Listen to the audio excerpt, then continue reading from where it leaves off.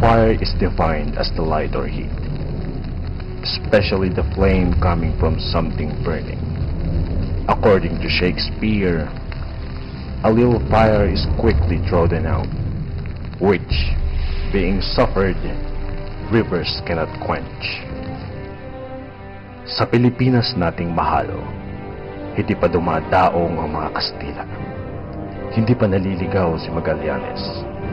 Hindi pa namiminto halos ang 1521. Ang tama ng kidlat ay nagtiritas, nasusunog, namamatay. Tao, hayop, halaman, kapag natapatan ay nagpaparikit, nagliliyab, nag-aalab, may apoy na. Fire is more powerful than combined armies of the world, more deadly than bullets, and have wrecked more homes, empires, and even civilizations than the mightiest of siege guns. Because of this, man's concerns regarding the use and control of fire gave way to the discovery of firefighting as a kind of science to protect himself and his property, as well as civilization itself. Kaya't sa kislap ng baliktanaw, muli nating balikan ang kasaysayan. Bureau of Fire Protection, noon, ngayon, at bukas.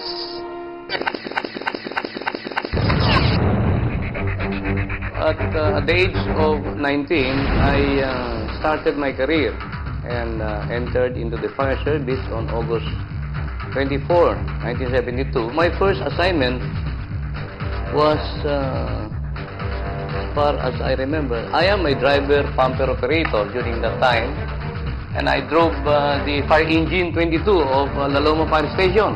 So every time I am able to save lives and properties, I feel very, very great sense of fulfillment, and I have taken it as a continuing challenge in my life.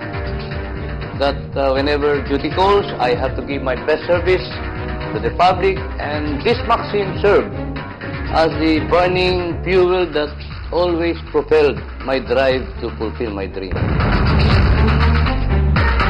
I was 2610. Mayor Villegas offered to me an item in the Manila Fire Department, and this is a training instructor. It's an officer type, it's officer class, na I readily accepted. I love the job of being a firefighter, so I continue on. Pumasok po ako sa Bureau of Fire Protection ng December 1978. Ito po yung panahon ng BCINP na pinagsama po ang Philippine Constabulary, ang Police at ang Fire sa ang nucleus na pinamumunuan ng ating sandatahan lakas. Noong 1978 po, immediately po, na-assign po ako sa stasyon dito sa may Prisco, at ng ilang panahon lang ay dinala na po nila ako sa opisina para mag-involve sa fire prevention, kasi may background po ako sa electrical engineering. Ako'y mula isang pamilya ng bombero, at tatay ko ay is a fire officer and even retired as a general.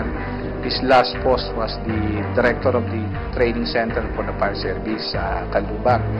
So since ako'y panganay, kasama-kasama niya ako sa istasyon, and up to my high school days, my first job was a fireman way back in 1979.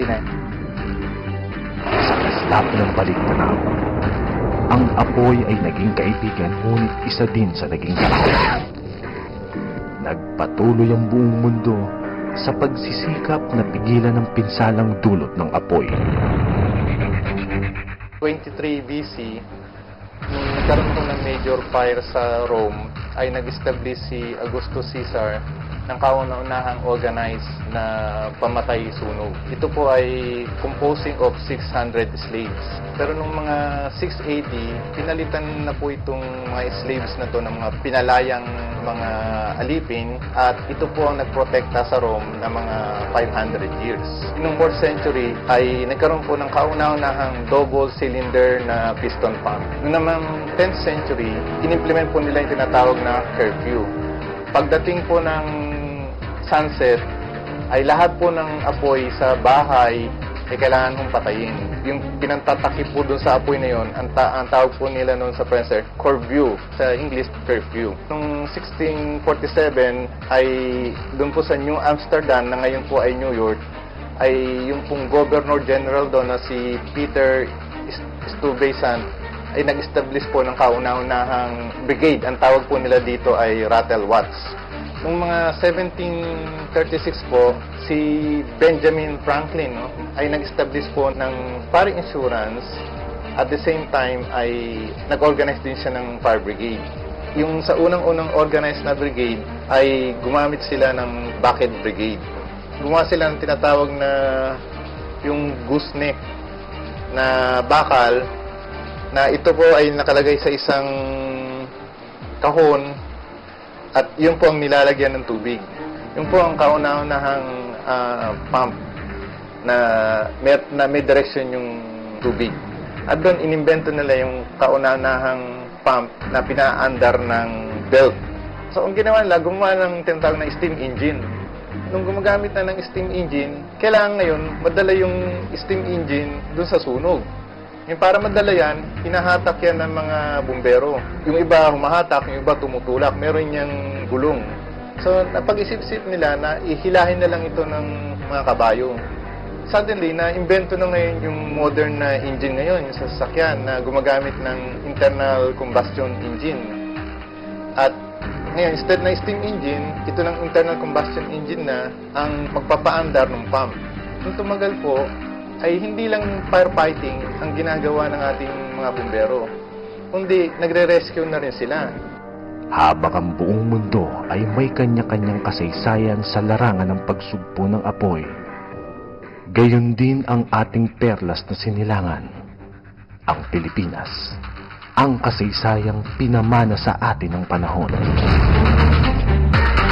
Ito yung mga kwentong at iba rito ay supported by facts. Ako'y inhinyero. Pag sinabi mo anong apoy, in engineering sense, ito ay produkto ng oxidation process. Ito yung pagsasama ng mga gatong, init, at hangin, oxygen. Meron naman at that time na na-discover yung apoy dahil sa kidlat.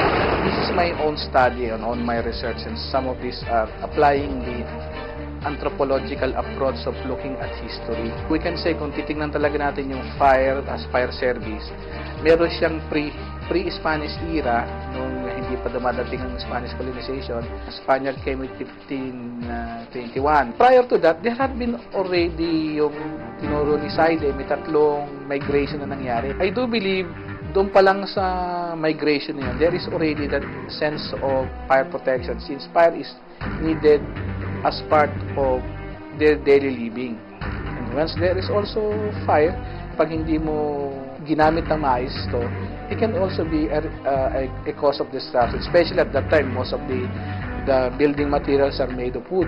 And we can see also, if we look at history, we see that they are metal crafts. So, ang pagpapalambot at pagtutunaw ng mga metal, ng brasses, and even gold ornaments, definitely you use fire. Yung profesyon na ukol sa pangangalaga sa apoy, instinctly, nandoon na yan sa sibilisasyon na dumating dito sa Pilipinas. Dalawang uri ng alipin ng mga royals na, di ba? Yung aliping sa mamahay, tsaka aliping sa gilid, di ba? Yung sa mamahay, yun yung aliping nandoon sa loob ng bahay. Yung sa gilid, yun yung nasa labas na nagsisilbi, naghahakot ng kahoy, nag-iigib ng tubig. And at that time, organized na as mga barangay, may mga nagpapatol din yan, yung tanod na tinatawag natin. These are the same people, yung naka-assign na nagro-ronda, they are the one in charge of lighting up yung mga daan, gaya ng sapon. Sila yung taga-ilaw ng mga, at that time, mga ilawang sulo. No? These are the same people, inherit na doon sa function nila to be a fire prevention officer. I look at the yung aliping sa gigilid and yung mga ronda, they are the first firefighter of the Philippines. Noong unang panahon, yung mga unang tao na mahilig sila sa wars, tribute